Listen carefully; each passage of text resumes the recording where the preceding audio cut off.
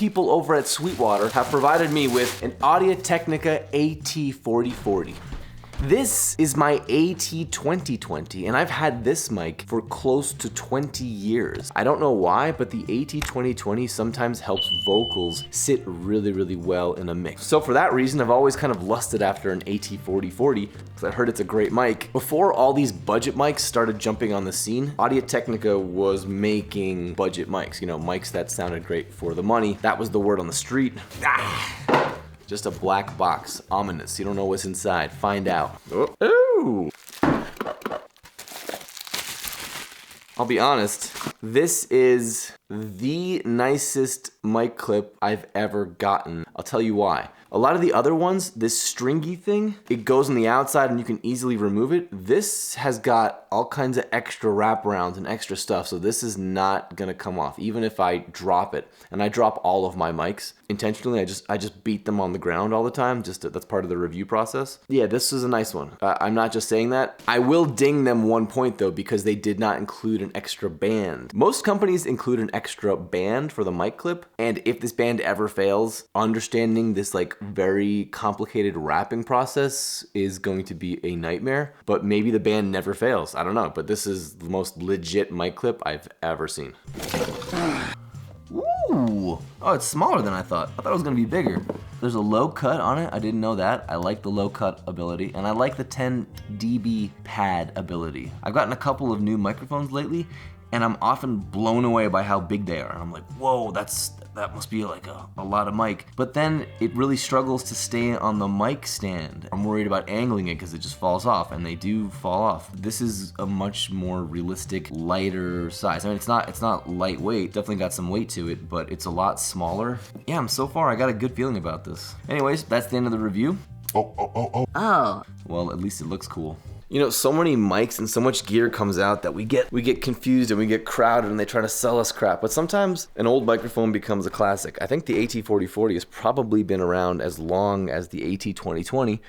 I gotta double check that. That's pushing 20 years. Let's throw up the AT4040. I still get distracted by watching videos and listening to sounds and not focusing on what's here. So like, I'm thinking about making the barn internet free and having a no cell phone rule. Maybe building a Faraday cage around the entire thing. So I just tested it out. It still sounds really live at the moment. And you know, I moved this baffle, but I want to do something else today. And I have something that I put in this room to try to keep this room warmer, which is insane. It kind of worked though. Big piece of insulation. It's AP foil-faced foam sheathing. I think it'll just block the size of the room if I put it above my desk, because there's just sound bouncing out that way. Let's move this thing over.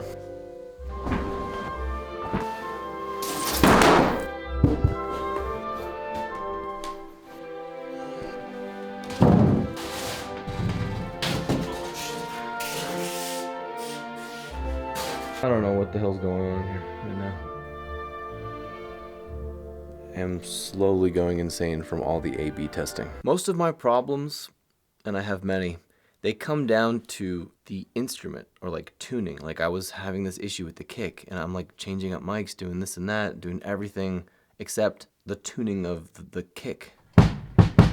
It needed more dampening. It starts there, and then you go outwards. So, order of operations, people.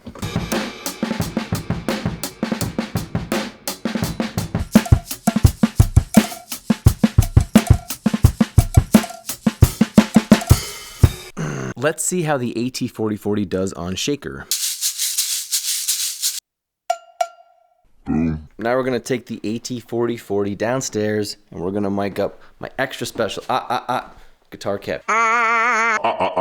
This is like a super duper live room, which is good for live stuff. But we need a dampened area and a live area. Going downstairs. AT4040, Audio-Technica AT4040. Oh crap. We're gonna mic up this bad boy. That's a guitar cab under the staircase. I normally do not mic up guitar cabs with anything other than an SM57, so this will be an interesting experiment. The shorter your cables are, the better your sound. That's why this is my guitar cable, 2 feet long. It literally is uncomfortable to play. If you're comfortable playing, your guitar cable is too long. So I recorded the drums straight into my interface, but now I'm plugging the AT4040 into my Tone Beast, 48 volts. Okay, so I need to go hit that -10 pad on the AT4040 because it's just way too loud. The AT4040 is about 4 feet off of the grill. I just did a little test and it's sounding cool. And this is another way to incorporate actual room sound into your recordings instead of just always using what's in the box. I think I'm gonna incorporate this MXR carbon copy. To learn how to use analog delay properly, check out this video right here.